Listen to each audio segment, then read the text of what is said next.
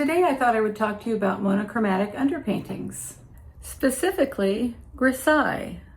With Grisaille, you're using white and black, so you're making shades of gray in about 10 values. The purpose of this is to establish form and value before you start adding glazes or color on top. So it's very useful, particularly for value. It's used for realistic works, portraits, and classical oil painting methods. Grisaille is from the French gris. In English it's spelled G-R-I-S. It's a painting technique used entirely from shades of gray. When color glazes are layered over top of a Grisaille underpainting, it acts like a value map that controls light and depth through the transparent paint. So how it's done. Start with a imprimatura, which is a thin neutral wash, often raw umber diluted with a medium, to eliminate the white on the canvas. Sketch your composition lightly in graphite or charcoal or diluted paint.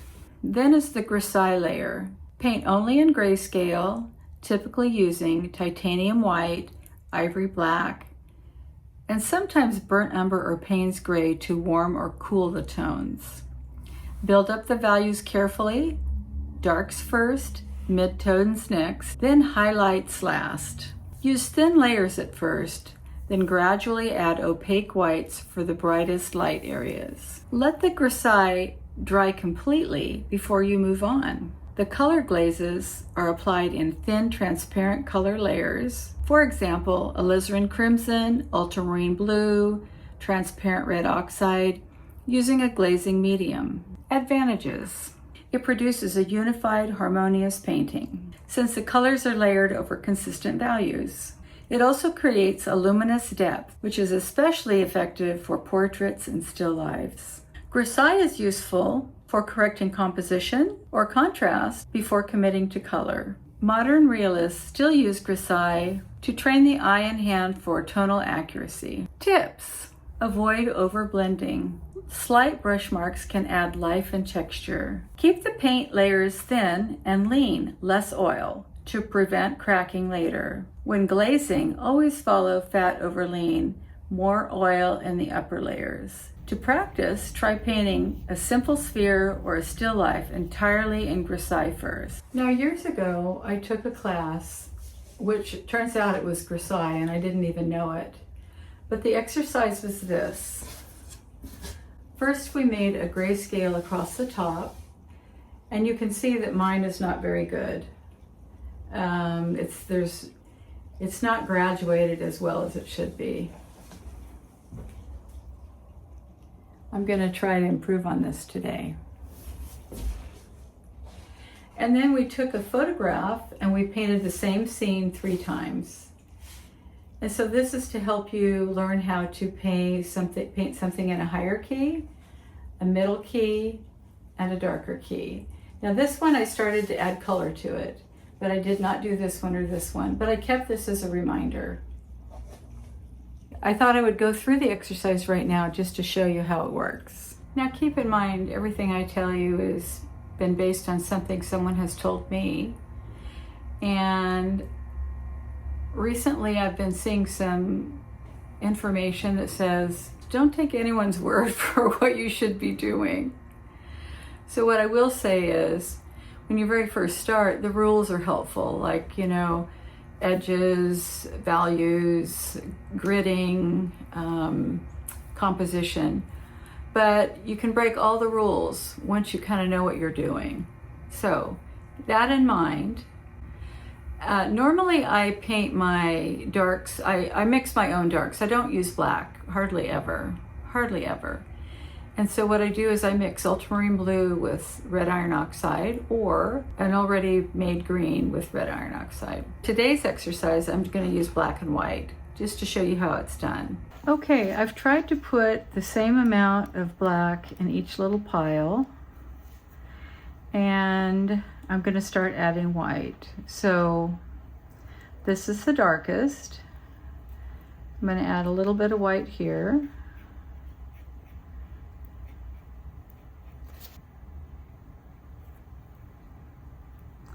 And hopefully this is a little more. I want to get a more uniformly graduated change in value for this.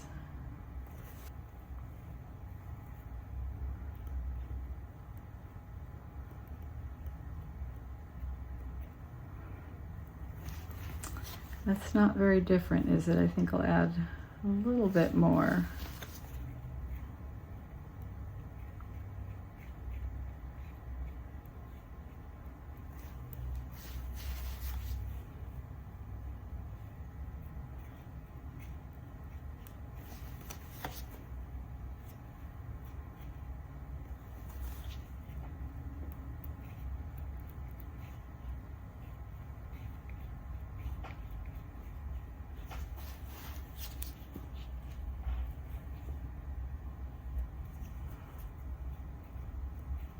One other thing that I was taught early on is when you paint, and remember what I said about rules, when you paint, your painting should basically be spread over for maybe 5 values at the most.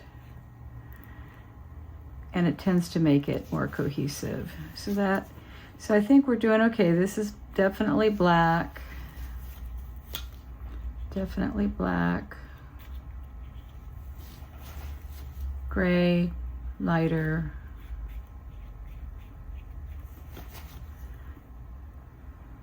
Maybe a little bit more white there.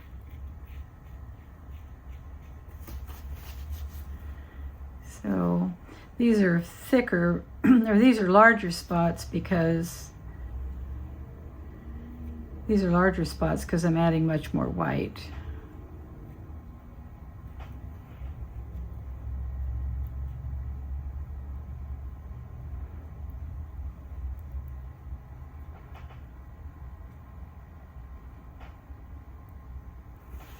Needs more white.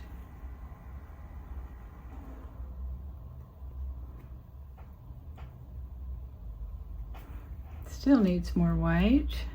Well, I just can't get much of a difference between these two.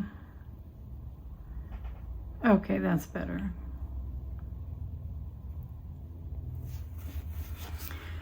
Okay, now the final one.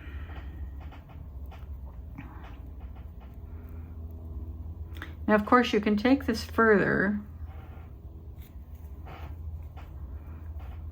You could do 10 or 12 gradations of this gray color.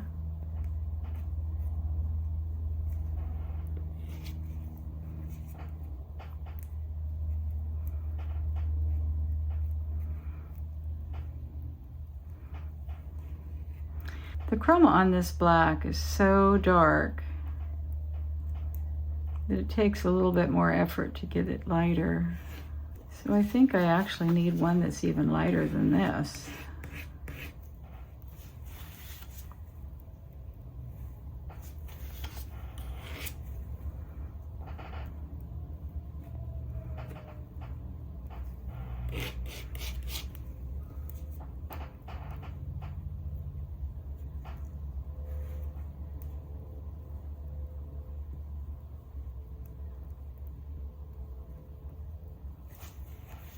Okay, there we have it. I'm going to start with a picture of an orange from the exercises I did earlier in the year.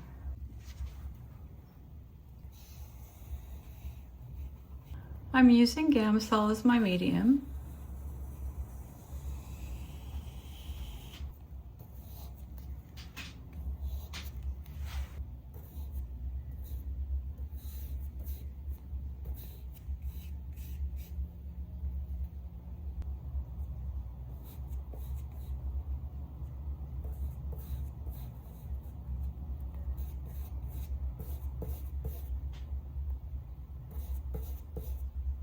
I have to remind myself to keep the paint nice and thin. Now the light is falling on the orange right here, so this is going to be a lighter spot. And this is second lightest right here. This is getting darker underneath.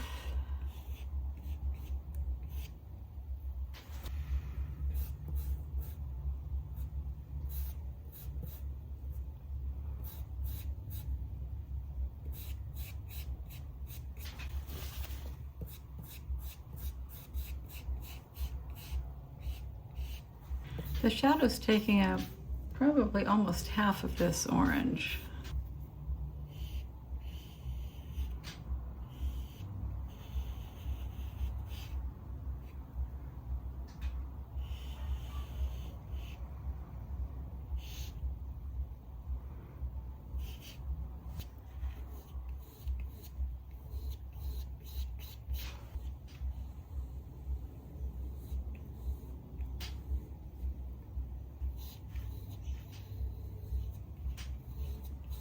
Now this almost needs a little white, a little more white to it, I would say, because it's on a cloth, because that helps to show the values in the orange are darker.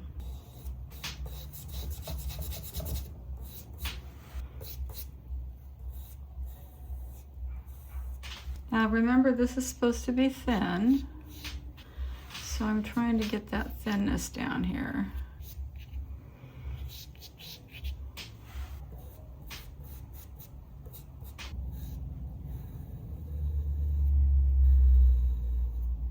So I think this needs to be darker.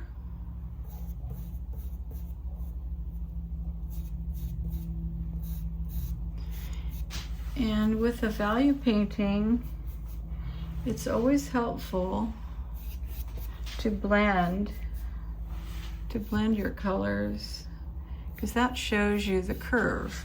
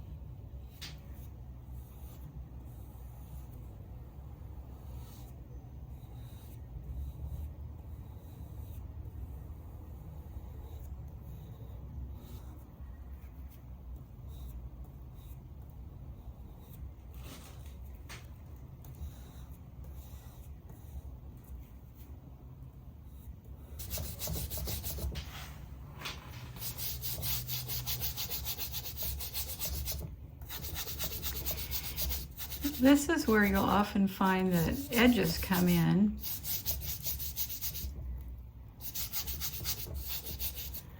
Where you have one dark and a similar dark next to it.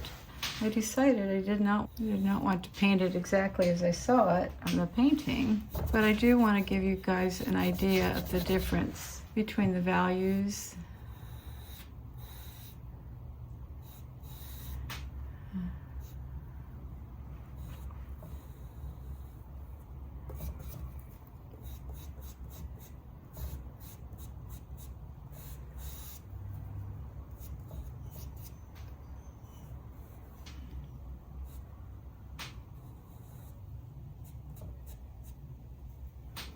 You'll have to bear with me. I tend to have a difficulty talking and painting at the same time.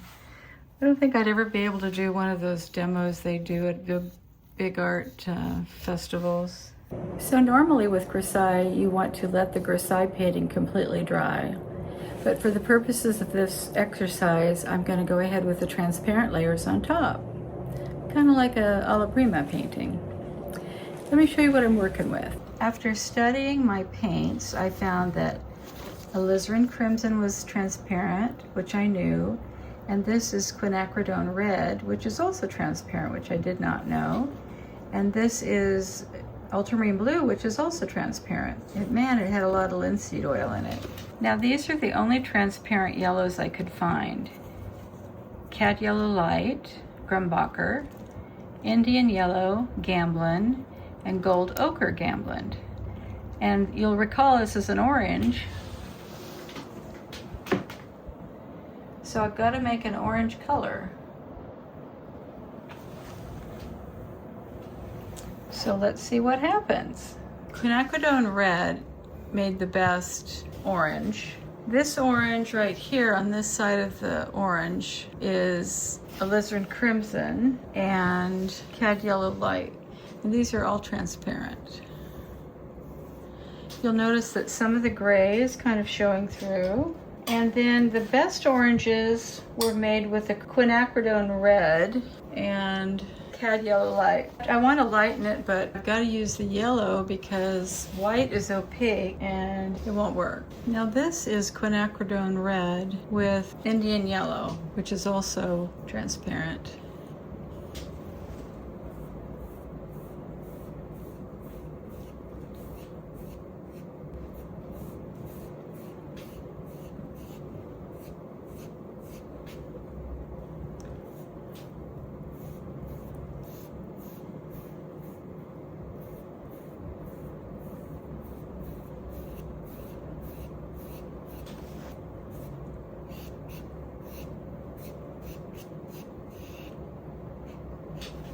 This is straight cad yellow light. I can see the reason for doing this when the grisaille is dry, because it's kind of bleeding through, bleeding through and making it kind of dull. Because you know, gray has got white in it, which makes it opaque. So I added some straight quinacridone red here to try to get that darker color.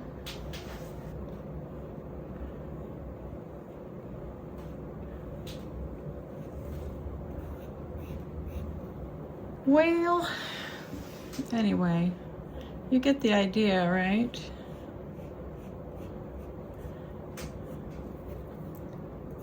I've got this so heavy with the odorless mineral spirits that I'm trying to get that transparent layer, but if I made it thicker, it probably would work better. This is a Viridian up here. Now another surprise, there's always surprises, right?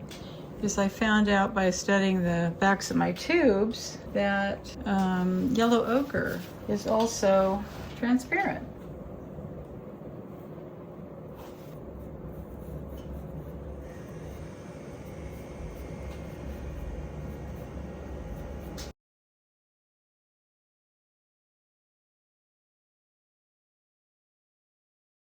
Okay, I'm going to make the wall blue, and this is ultramarine blue with white, which is opaque. Now this is ultramarine blue and alizarin crimson, both transparent. I mixed together to get a purple. And now I'm going to mess it up by adding white to make it more opaque.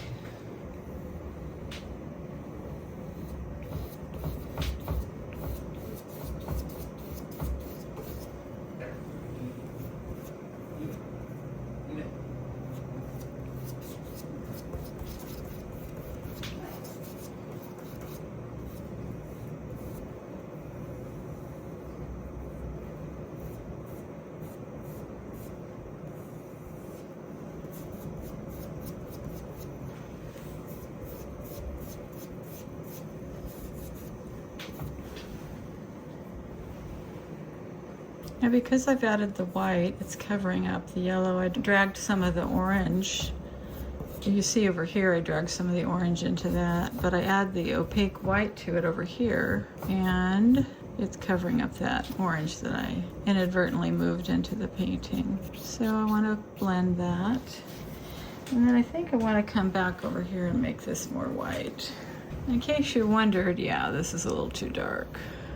Anyway, Fortunately, this is just a little demo on paper, so I don't have to worry about turning it into a real painting, but I hope this is interesting. And ideally, I think I would come back and let it dry and add more color. I always find these little exercises I do are kind of fun to come across later on in the pile, because I think, oh, that style or that technique really has potential.